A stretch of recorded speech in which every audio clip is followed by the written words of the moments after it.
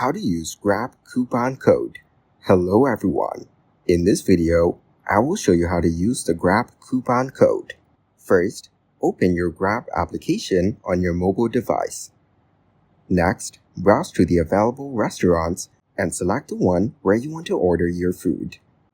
Once you've chosen the restaurant, select the food item you wish to order. After selecting the food item, tap on Add to Basket to include it in your order. Now, scroll down to the bottom of the screen and look for the option that says Use Offer. Tap on it. In this section, you will see a field where you can enter your promo or gift code. After entering the code, make sure to confirm or apply it if prompted. Once your voucher code is successfully applied, you will see the discount reflected in your total amount. Now, you can proceed to checkout and complete your order. Thank you guys for watching this video. Hope you got some value. Make sure to like the video and subscribe to the channel to get notified of new videos. See you in the next one.